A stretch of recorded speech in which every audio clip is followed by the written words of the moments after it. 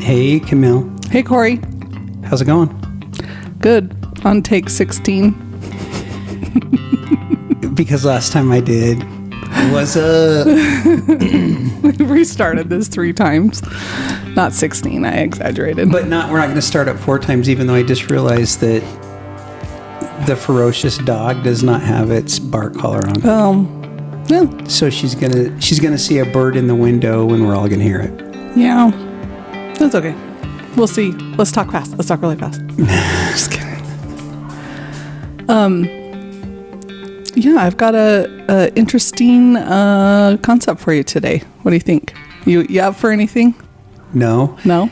The last 2 or 3 times you've actually done this to me. Okay, so one time, I gotta admit, one time. No, it's been twice. Well, I think it's been twice. And there's not a lot of good things. There's only one thing that you're better in all things when it comes to you and I, except for remembering something. Your phone, your keys. Okay, good point. Anyway, but I forget my phone. I forget my keys. I forget. You did tell me one time, like, I'm going to interview you about this, but I wasn't really supposed to know about it, but I did. So you lied? I lied. Just kidding. You really don't know about it today, though. Liar. I don't. So am I up for anything? You're making me nervous. Like you told you were a substitute teacher. We should tell that story about you. No.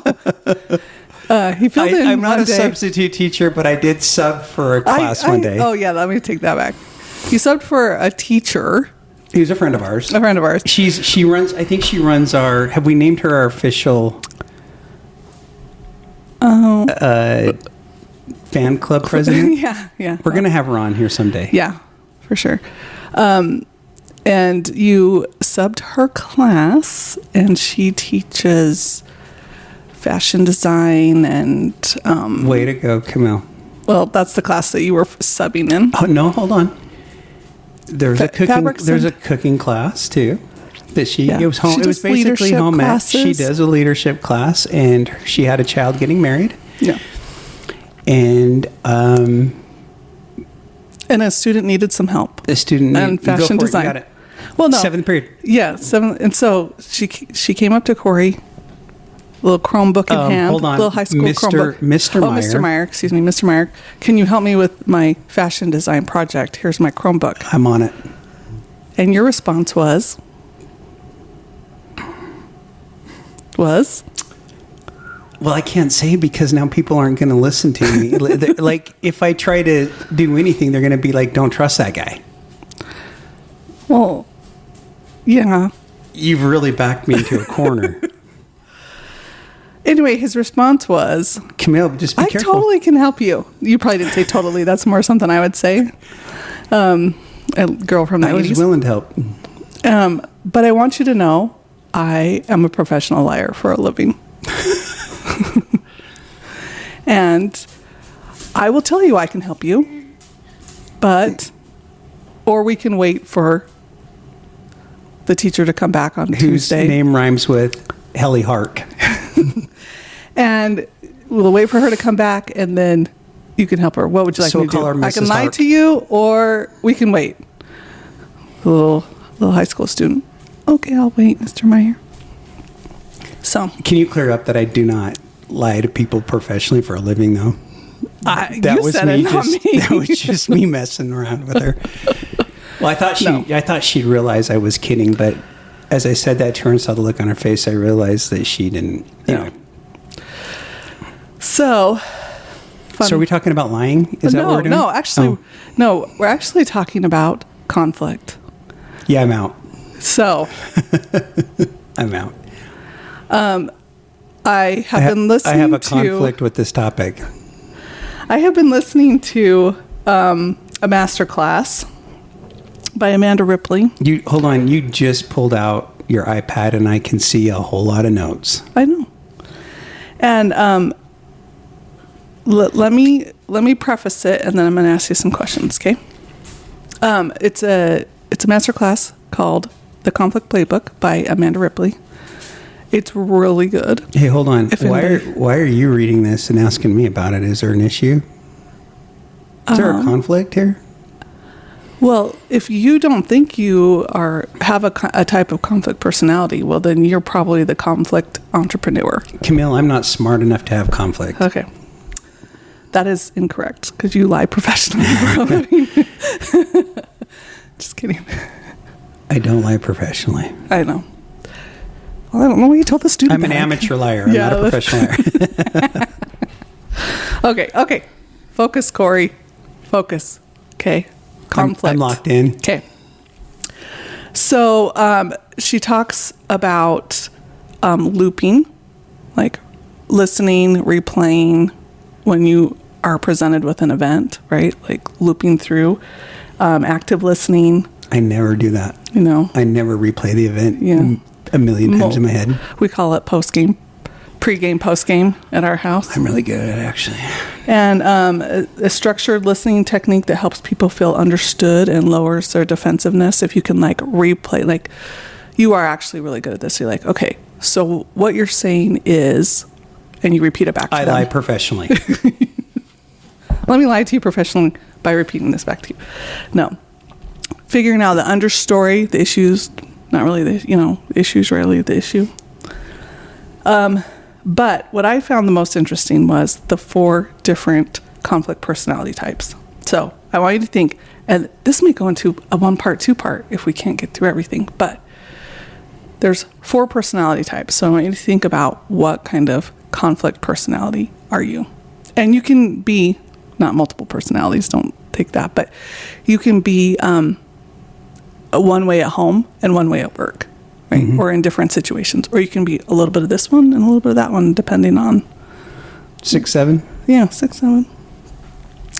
So dumb. So old. That was so 2025. Okay, so there's the avoider.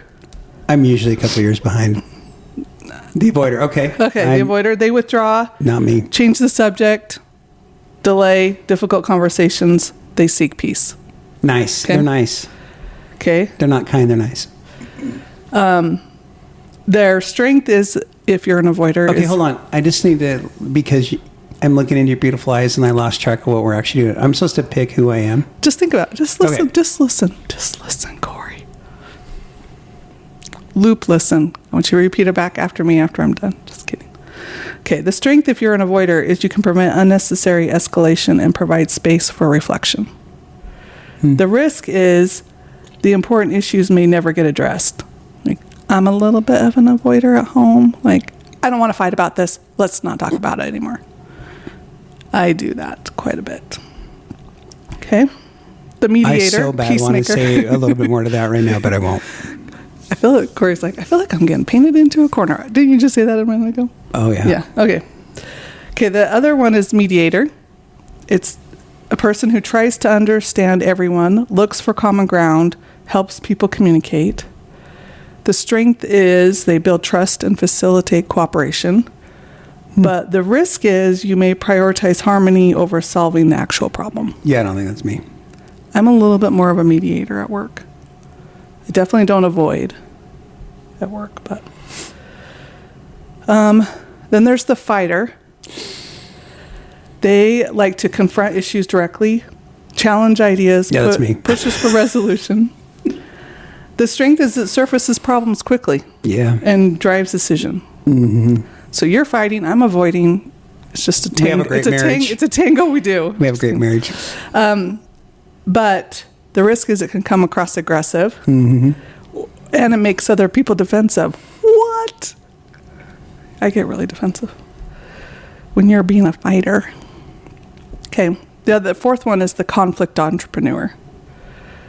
This person fuels drama, amplifies division, recruits allies, benefits from ongoing conflict. They kind of thrive on it. The strength is it definitely draws attention to the neglected issues. They feel like they're probably being the savior for the group, right? But aren't they negative? Well, it often escalates conflict and makes resolutions harder. So. Yeah, I actually did some True Grit Edge training. I did 3 or 4 last week, actually. And all 3 of them, we actually talked about that. not in this wording, but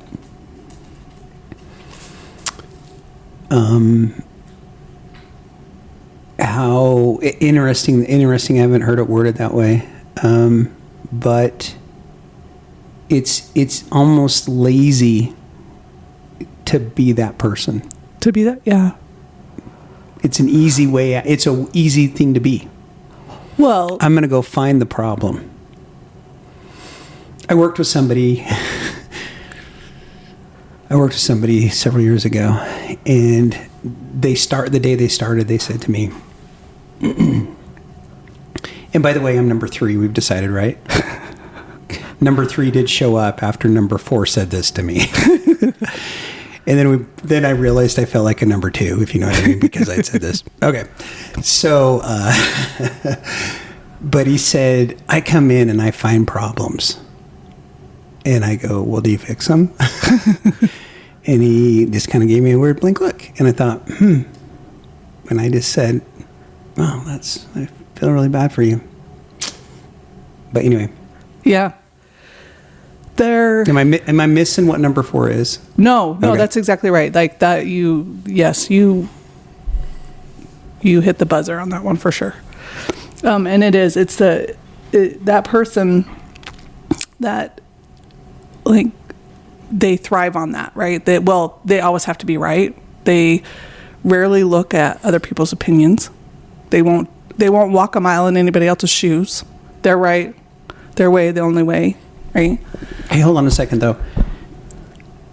Can't we all have moments of that, though? Because I feel like I can sometimes not walk in someone else's shoes and be quick. Like, one thing I have to always say in when we talk about run or R, in pressing pause is don't respond. Don't listen to respond. Listen to understand. I think we can all do that. Well, and I think when you're talking about running your R, you're which is how you respond, right? The quality of your response. So this to me is a key factor in that situation. So you're presented with an event. Is it truly a conflict? Is there going to be a right and a wrong? Is there going to be escalated emotions on how you respond? How do you want to respond? Do you want to be the fighter? Do you want to be the mediator? Do you want to be the avoider? Are you the one creating the events all the time because you are an entrepreneur, conflict entrepreneur, right?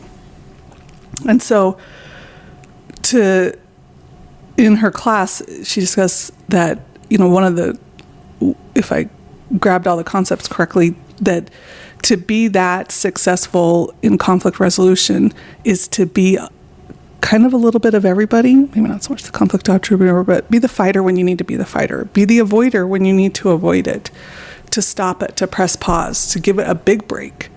Maybe it's not, I'm completely avoiding it, but we are going to avoid it for a minute while we de-escalate some of the situation, right? Mediate when you need to mediate. But by recognizing who your opponent is, whether they're going to just be the avoider, or if they're the conflict entrepreneur all the time, mm-hmm. Sometimes you need to show up more for those guys than you do other people to understand why they're bringing these issues to the forefront all the time. Does that make sense? Yeah, it makes sense. I wonder, thinking about Leslie Lyons, she talks a lot about, in fact, we're going to re-release her podcast here over the summer, but she talks about learned behavior. And she's always talking about learned behavior and how do we, is it just our personality that fits us into one of these 4? No. Is it learned? Oh, well, probably a mix of everything. Because I'd actually say that you're highly number 3 as well. In certain situations. More than, well, okay, maybe I do have to be right a lot, but. I didn't say that, by the way. But when needed, need to fight, right? Like, but I do find myself more at home being an avoider than I do at work. Because if I avoid the situation, it doesn't fix it. So what am I, Camille, at home? I'll let you pick that. Yeah. So really the goal, or what she points out in the master class, Amanda Ripley does, is that the goal is not to label a person to specifically one style, because people show up differently, right? So you're not always an avoider. You're not always a fighter. You're not always a number 3. Yeah, you're not always that. But and truly the goal is, if you're feeling a conflict and you can understand who's in the game, right? What their go-to is that maybe you can prevent it from happening, right? If I know you're a fighter, then my goal is to like de-escalate you from fighting. If you know that I'm typically an avoider, you're going to want to pull that out of me a little bit. I think this is good, but I'm not someone that likes to fight. Most people don't. So I wouldn't label myself as a fighter. But I wouldn't label you as an avoider. You really don't avoid. So I'm having a little bit of a struggle saying, But what do you default to when you're under pressure? Like, so at the end she gives something with melted cheese on it. Right. She gives an example. Like, you hear mama bear terms, or don't mess with this, I get prickly, or like, is that really your go-to? Is that really, or is it how you were brought up? Like, we don't have to be the product of our environment too. The example that she gives at the end is they're sitting on a city bus. She's with her son. 2 men behind them start fighting. So she gets up and yells at these men, like, "Oh, wow. What? Like, there's a kid here. Like, knock it off. Like, they're going to go to blows on this city bus." And she then later interviews the bus driver because her son got so upset about this confrontation. Like, he ends up yelling at her afterwards. And so she meets with the bus driver, and he said, there's a few things that I do specifically as a bus driver that I've learned all over the years when there's conflict, because, he's driving the bus. There's lots of people in there. He, one, pulls over, opens all the doors, because in a conflict situation, people need to feel like they can escape. Then he gives 2 choices. One, we're going to either, like, what's the problem? Try to identify it, fix it.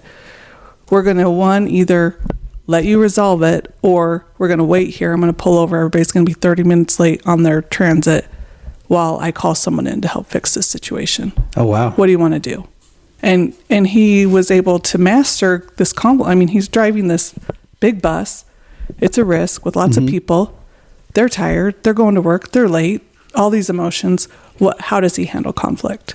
So it's, how do you show up, right? What tools do you have in your toolkit to help with conflict in events when they happen? Well, the bus driver has all the control. Yeah, really. For the most part, right? Can shut the bus down. Right. But he's one guy, and there's a lot of passengers. Right. Interesting. So, anyway, so it's excellent. It's totally worth the time. I think it made me think about me personally. Like, is it really good that I'm a avoider? Am I solving anything? When I say, Cory, I don't want to deal with this right now. Like, we're not fighting about this. Is it really, like, then it pushes it down the road, right? I'm perfect, I guess. Mic drop. Let's go. Cory's perfect. No. Like, I've had to work on not being quick to go, yeah, we're not going to do that. Or, like I said, I don't consider I think intensity sometimes can come across as a fighter, and I know with age, I would say I've softened my intensity. I think I surprise people nowadays when they're like, "Oh, wait, hold on, he's not gonna take this on, or take this one on or choose this or battle this. But I think we need to continue when we look at conflict is look inside of each of ourselves and go, can we be kind? Yeah. Right. And not avoid, but not fight, but not be negative. And so you're right, and she is correct too in that. Can you find a little balance in all four? Right. What is your go-to, and is it the best for this situation? And if it's not, can you step out of it? Yeah. Really, that's what it comes down to, right? Right. Can I step out of always being a fighter? If you find yourself always fighting, do you need to take new hormone medicine, or no comment again? And I didn't touch the thermostat today, just so you're aware. Oh my gosh. I don't avoid that one at all. Nope.